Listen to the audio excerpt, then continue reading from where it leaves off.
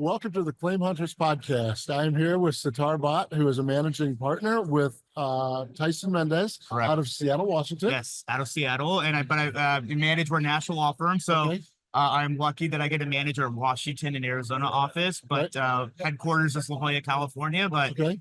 we're all across the country, and it's an honor to be here, and I thank you so much for this opportunity. Yeah. We partner with CLM. We believe in their mission statement. It's something that we also bring to our firm, that educate, engage, collaborate aspect of it. And this is my third annual conference, and I am super excited to be here. It's my favorite week of the year. So I really enjoy being here around all these people. It's already been a great few days, and I'm looking forward. Today's really the true kickoff, I think, with definitely. all the presentations and seminars. And so really excited to hear what's going on and how people are attacking ththese challenges that we're facing. Oh yeah. And your favorite part of the week was probably meeting the Dallas Cowboy cheerleaders? It was definitely a highlight. It was a surprise for sure. Yeah. And watching them doing what they do, their attention to detail. I mean, they are athletes, but their attention to detail, the way they moved in unison, they're precise, accurate. You can tell that they work on their craft. Yeah. Those qualities are things that we can learn from them and apply to what we do on a day-to-day basis. And I think especially for young professionals to apply, because that's how you get better. And that's how then you can produce the quality results and get the winning results for your clients, for claims, and that's what we're all about. It's trying to achieve justice for all. And so there were things that I took away from the Dallas Cowboys cheerleaders. Absolutely. That was definitely a highlight for sure. Yeah. I was amazed at the consistency. It was to go out there and do that, consistently without a misstep. Right. It's something, we strive for that in claims and we miss so often. Yeah. And consistency has been a huge challenge across the industry. You probably see it. I mean, files come across your desk and, you're going to get literally the same scenario from 100 adjusters with 100 different outcomes. Yeah, no, we do. And, but the one thing that we strive for at Tyson Mendes is we only do insurance defense. That's all we do across. Right. And so, when we have meetings as a firm or as a group, we're all talking about insurance defense. We're all talking about how can we get the quality, the winning results. Right. And, again, with CLM and what we've adapted is we believe in education. We hold monthly CLEs in-house on, hey, how do you handle TBI cases? Or, hey, how do you, overcome this argument that plaintiffs are making, or lien treatment? What do you do? And so we talk about that overall. And there are nuances in your jurisdictions and venues. Right. But at the end of the day, we're striving for consistent results. So when a claims person places a file in California, they know they're going to get the same quality of work in Arizona, and we're going to get the same quality of work out of Florida and out of, our Georgia office. So, consistency is what we're striving for.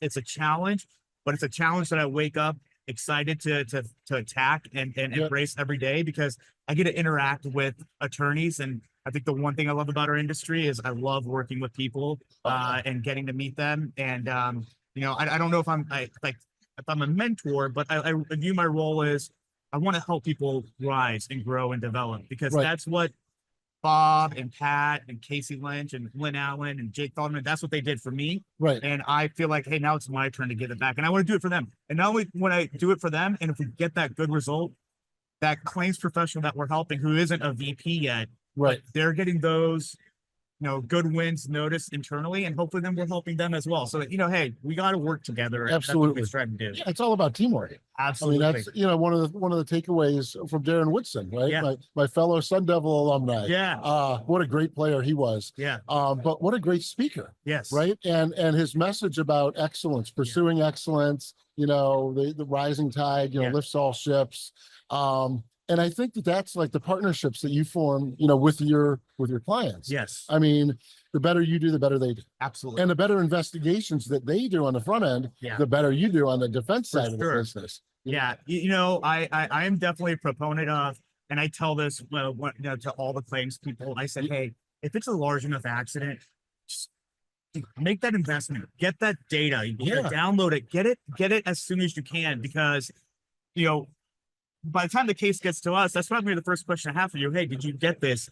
Right. You know, and if we have that information and it can help with liability, it's going to help with the final end Right. result, whether that's a defense verdict or a really good settlement outcome. Right. So I'm with you in terms of like, hey, start early, you know, and just building your case and going from there. But it's that collaboration that we have to have. And, you know, I always say, hey, well, how can we help you guys, you know, Yeah. and what can we do to help make things easier for you? Because that's how I view my role. That's how we view our role is how can we make your lives easier, Right. you know, and a lot of times is how can we get this case over and done with? And Oh yeah. so that's where but the collaboration has to happen. It was funny. I'm using the word collaborate, and they just did a litigation management task force presentation, and Casey Lynch, our national managing partner, started off saying, you know, there's a bad word that somebody told her, and it's the word collaborate. And somebody said, you know, I don't want you using the word collaborate. Well, I'm sorry, we got to collaborate, right? Yeah. You know, and we got to work together. And I think that's the only way then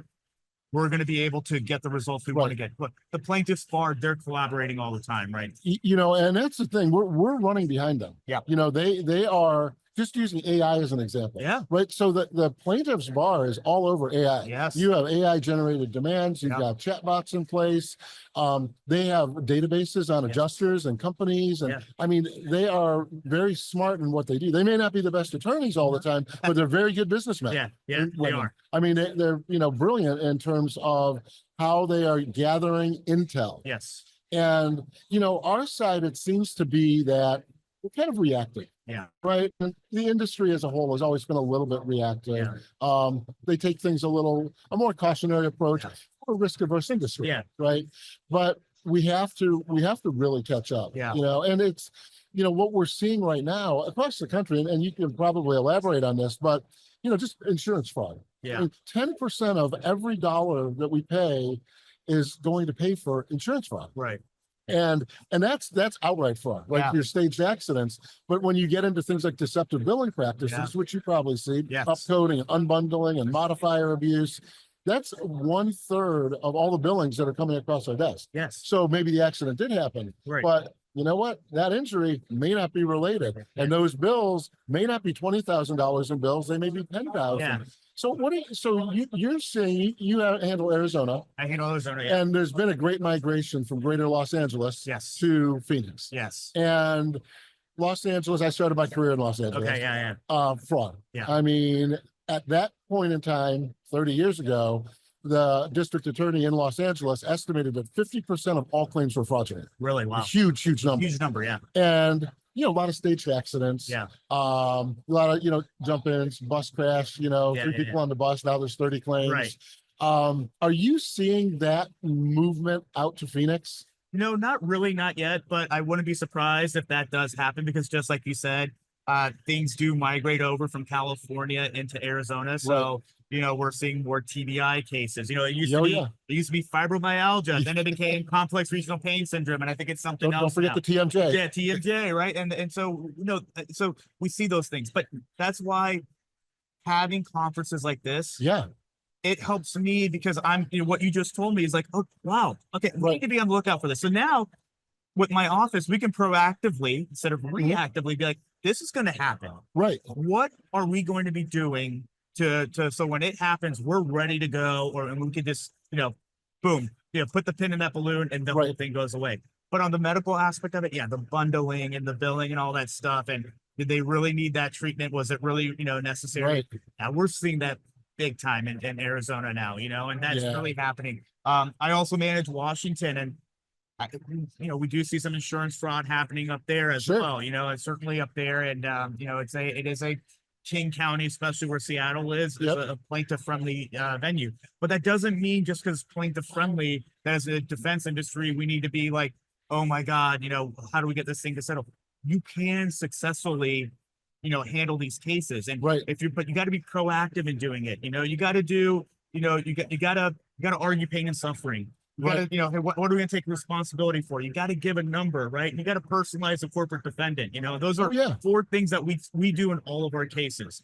And once you do that, you know, we think that really will then mitigate or diffuse juror anger, which is what we find drives these high nuclear verdicts, you know? Oh, yeah. And to your point of, again, a collaboration, that's something that Bob Tyson and Pat Mendes, they believe in. You know, again, it's my third time saying it, but I really do mean it. That's why we really enjoy coming to CLM. Right. And we've also started doing our own nuclear verdict defense institute where we invite claims professionals and other defense attorneys from across the country to come to La Jolla. It's like a 2-3 day kind of course that we talk about where we share our methods of what we do. Right. And, you know, we're basically like, hey, here's our playbook that we run. Right. And we've gotten really good success with it. Because at the end of the day, you know, we are only going to be stronger if we work together as a group and we stay ahead of the plaintiffs bar, because even though we're all here right now, I'm sure they're gathered up in some, you know, somewhere right now, you know, and so we need to make sure we do that. And, you know, that's a fundamental belief at Tyson Mendes is we collaborate, we get together, and you know, and that's why doing something like this, I can't thank you enough, because I really do think it's important to hear, not only from me, but I know you got a great lineup, you know, of people. And, you know, I can't wait to hear what they have to say, because I know there's something valuable that I'm going to gain from them that I can use to help coach my attorneys in my office to make sure that, hey, we're staying proactive and we're not being reactive. And we really need to change that, I think, as a defense industry. Yeah. And I love what you're doing on the educational front. Yeah. I mean, it really starts. I mean, I was an adjuster for years. Yeah. I, you know, started with a company that fortunately had a really, really good training program. Yeah. So I went through the boot camp and I had managers that were great. I mean, we did stuff the way we're supposed to do stuff. Well, we weren't inundated with claims. I mean, my son works for a large carrier. He gets 12, 13 claims a day. Wow. Yeah. We had 1 or 2. Yeah. We had time to go investigate. Yeah. And you dig down. And the key is, you know, you're getting the claims so far down the line. Yeah. I mean, you need to start working those right away. You know, getting your statements, asking the right questions. Yeah. You know, just because you have to take a statement, it's not a checkbox. Right. Ask deep probing questions. Yeah. Go out and look at the cars, take the pictures, take the measurements. Yes. If an injury doesn't make sense, then it probably didn't happen, or it's probably unrelated. Yes. But to nail down the causation, you've got to start right up front, and you have to be nailing these attorneys down early on in the game. Yeah. Like I would, you know, back in the day, I mean, dating myself, but you know, we would, you know, run our index bureau, we'd do a background check, we'd look for anything out there that we could possibly get. Yes. Because, you know, what do they say? 90% of people in the country have pre-existing back conditions. Yeah.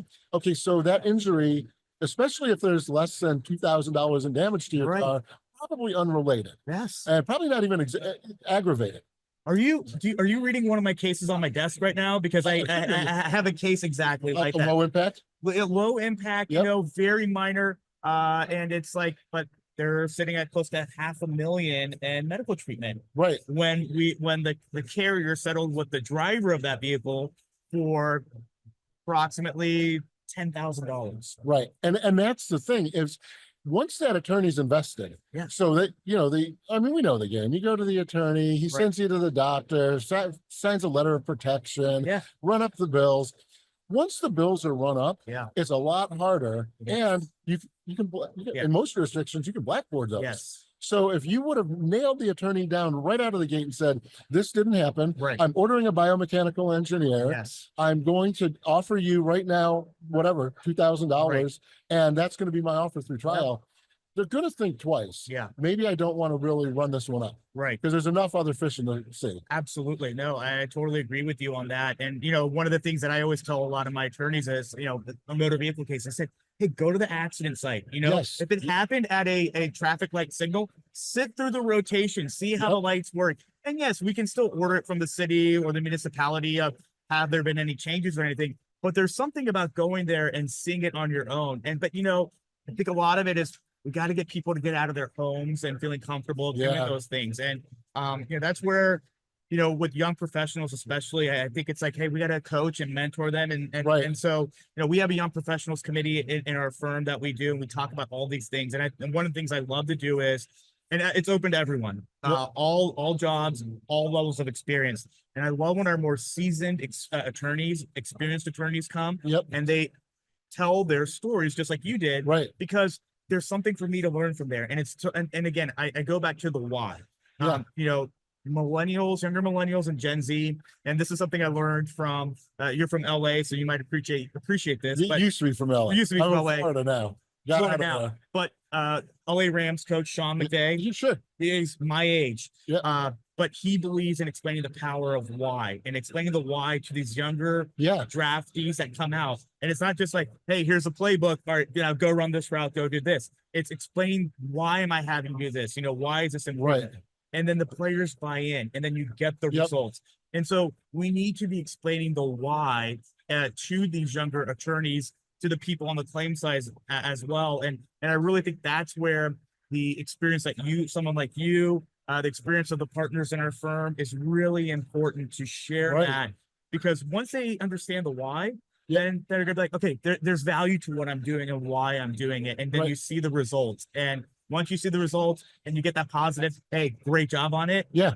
It makes a huge difference, and people are bought in, and then they're invested, and they continue to want to do a good job and good work. Right. And they want to collaborate and all of that. So yeah, it's really important that we continue to have meetings like this and conversations. Absolutely. In order to make sure, again, going back to, you said, reactive, and I know we talked about this, but we want to be proactive. Absolutely. And that's how we can do that. So if someone wanted to be proactive and learn more about your firm, where would they go? Absolutely. They can go to TysonandMendes.com, find us there. We're very active on LinkedIn as well. Okay. And hey, feel free to add me, and you'll probably see a lot of our posts on there. Instagram, we're on there. We got a Facebook page, all that stuff. And we have an amazing client relations and growth, group. And, I'm going to give them a shout out, because they always help me look good, so shout out to that team. They're phenomenal. And, I appreciate it. And, again, we're here because we want to be proactive. We want to grow. We want to collaborate. So, this is really about, anybody have any ideas they want to talk about or anything like that, or things that they're seeing and they want to talk about, hey, how are you guys handling it? Please, hey, reach out and let's talk, because that's the only way that we're going to ensure that we can, deter and slow down the rise of nuclear verdicts. And also, hey, like we say, for us, we want to achieve justice for all. If there's a case where, we are liable, well, the number that we're giving, we're saying the jury should consider to award, that number is what we think is just. It's not 10 million, it's not 50 million, it's much lower, because what's just for that individual plaintiff is this. And we do it by way of caring and show we care for the plaintiff. And it can be done. And thanks to Bob Tyson and Pat Mendes, it has been done. And that's what we're going to continue to do, and we're going to continue to get it done. So no, that's awesome. I appreciate this opportunity. Absolutely. So Sitar, thank you so much for joining us. And if you'd like to be guest on the podcast, go over to subroiq.com and hit the podcast link. Awesome. Thank you, Chris. Thank you. Yeah. Appreciate it. It was great. That's great. Hey, I appreciate that. Yeah. So